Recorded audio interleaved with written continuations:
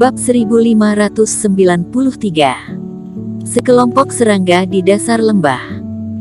Bukannya dia dikejar naga guntur, kenapa bisa bersembunyi di sini?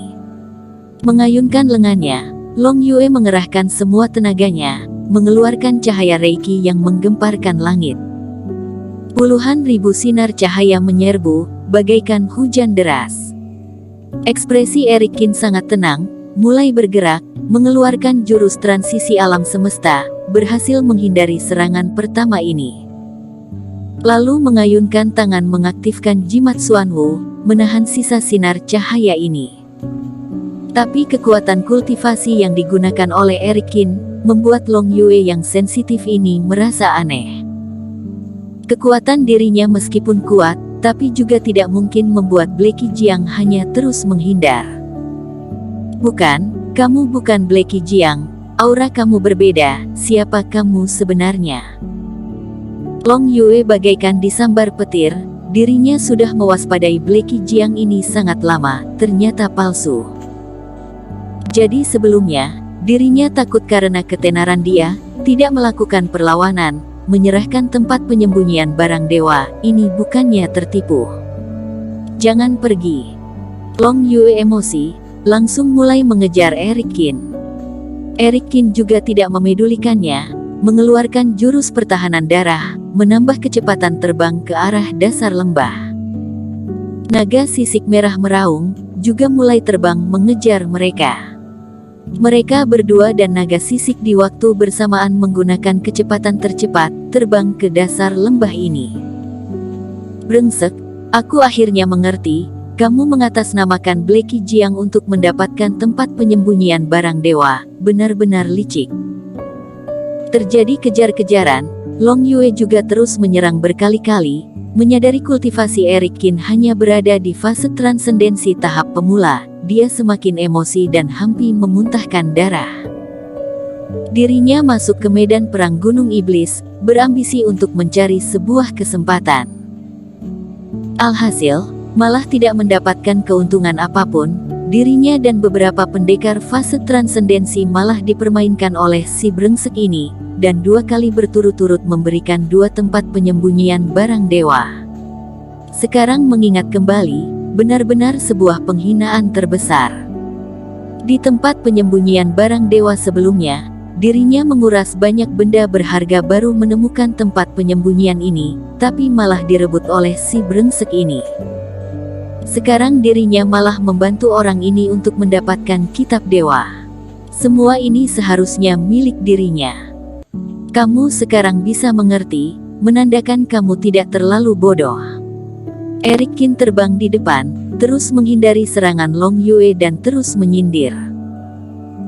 Dan, kamu juga tidak perlu emosi, andai saja bukan karena kamu penakut, andai saja bukan kamu menggunakan trik licik, meletakkan serangga pengejar jiwa di badan aku, kamu juga tidak akan terperangkap. Ini semua karena kebodohan kamu ditambah dengan keserakahan kamu. Cari mati. Long Yue semakin emosi, kembali mengeluarkan serangan Reiki yang kuat. Perbintangan yang di alis mata Erikin pun pecah, menggerakkan jurus transisi alam semesta, berencana terbang ke tempat lain. Dia sudah diskusi dengan Peli Wu dan Fendi Qin, asalkan mengelilingi lembah ini 1 putaran, lalu pergi ke formasi transisi yang ada di permukaan atas, maka mereka bertiga akan bisa pergi dari tempat ini. Tapi, di saat Erikin terbang 100 meter ke atas, berencana terbang ke arah atas. Naga sisik merah yang terus mengejar dia, mendadak meraung menyemburkan Reiki. Posisinya tepat mengarah ke arah Erikin terbang. Ekspresi Erikin pun berubah, langsung terbang ke arah lain.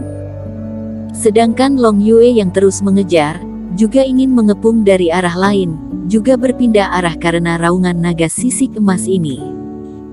Kamu yang bodoh ini, kitab dewa kamu diambil oleh dia, kenapa kamu menyerang aku?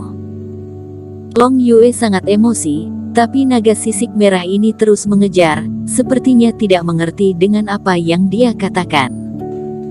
Naga sisik ini, sepertinya sengaja menghalangi jalan aku dan Long Yue, memaksa aku terbang ke bawah. Eric Kin pun mulai paham, lalu beberapa kali mencoba terbang ke atas. Dan di saat akan terbang ke atas, naga sisik merah ini akan mengeluarkan berbagai macam cara, menutup jalan mereka, memaksa Eric Kin dan Long Yue terus terbang ke arah bawah. Lalu melihat tatapan naga ini, tidak tahu apa yang sedang dipikirkan oleh naga sisik merah ini, membuat hati Eric Kin seketika panik. Dia merasakan apa yang dia tebak salah, naga sisik merah ini tidak terlalu peduli dengan kitab dewa ini, melainkan sangat peduli terhadap dia dan Long Yue akan terbang kemana. Apa yang sebenarnya ada di dasar lembah ini? Saraf Eric Kin semakin tegang, pelan-pelan, mereka berdua di bawah pemaksaan naga sisik ini, dasar lembah mulai kelihatan. Ini apa? Dan kerohanian Eric Kin mulai berpencar, mendadak menyadari di berbatuan yang ada di celah dasar lembah ada cahaya yang terus berkedap-kedip. Weng! Dan di saat ini, dari celah berbatuan lembah mendadak terdengar suara dengung. Di atas berbatuan ini, ada seekor-ekor makhluk berwarna hitam, seolah-olah ditiup angin, terbang ke arah Eric Kin dan Long Yue. Ini bukan serpihan, melainkan seekor serangga kecil. Eric Kin panik, puluhan ribu titik hitam ini, bukan debu, semuanya adalah serangga beracun berwarna hitam yang seukuran kacang hijau. Makhluk ini terbang, bagaikan kabut awan. Eric Kin langsung melempar sebuah pedang dewa, hanya dalam sekejap, pedang ini langsung dimakan habis oleh serangga kecil ini. Segerombolan Sky Eater. Kepala Eric Kin pun mendengung, dan sulit percaya. Serangga kecil ini satu jenis dengan Sky Eater miliknya. RGGH. Naga sisik merah melihat kondisi ini, pun sangat gembira.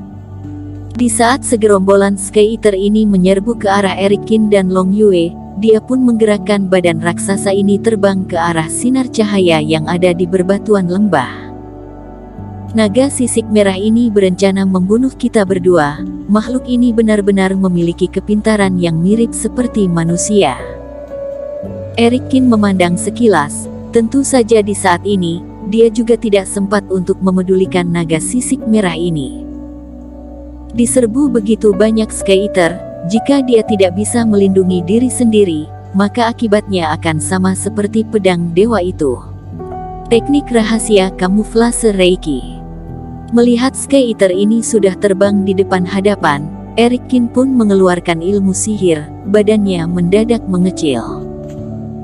Bersamaan, dimensi penyegelan pemeliharaan serangga yang ada di telapak tangannya, puluhan ribu Sky Eater terbang keluar, lalu membungkus Eric Kin, bagaikan perisai pelindung.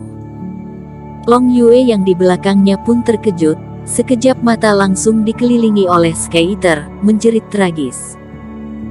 Tidak ada waktu untuk memedulikan hidup mati Long Yue, badan Eric Kin dibungkus oleh Sky Eater, dua serangga beracun ini saling berjumpa, pun mulai saling menyerang. Eric Kin melihat Sky Eater yang susah payah dipelihara mati satu persatu, Eric Kin pun mengamuk, mengeluarkan 3 ekor Sky Eater khusus yang seukuran telur ayam.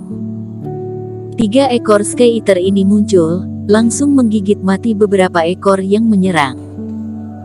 Mereka memancarkan hawa kuat bagaikan raja, membuat Sky Eater yang menyerang dari berbagai sisi pun mulai takut, dan pelan-pelan mundur. Berhasil. Eric Kin pun merasa lega. Saat ini akhirnya ada waktu untuk menaruh konsentrasi pada naga sisik merah ini. Meskipun segerombolan Sky Eater ini ada sebagian yang terbang, tapi di berbatuan lembah masih ada puluhan ribu Sky Eater. Naga sisik merah ini terus meraung, dengan bara api membuat Sky Eater mundur, dan terbang mendekati sinar cahaya tersebut. Kultivasi naga sisik merah ini adalah fase transendensi puncak, juga tidak begitu peduli dengan kitab dewa, berarti sinar cahaya ini bukan benda biasa. Eric Kin dalam hati pun mulai muncul semangat. Naga sisik merah ini memanfaatkan mereka, dirinya juga harus memberitahu kepada dia, sebenarnya siapa yang memanfaatkan siapa. Siu. Jurus transisi alam semesta ditambah dengan jurus pertahanan darah. Setelah naga sisik merah menarik pergi sebagian besar Sky Eater, di saat ini di berbatuan lembah yang tersisa sedikit Sky Eater. Dan di saat melihat Eriki menjulurkan tangan ke arah benda yang bercahaya ini, tidak peduli naga sisik merah atau Sky Eater, mereka mulai panik. Mereka berdua juga tidak memedulikan hal lain, bersamaan menyerbu ke arah Erikin. Bersambung.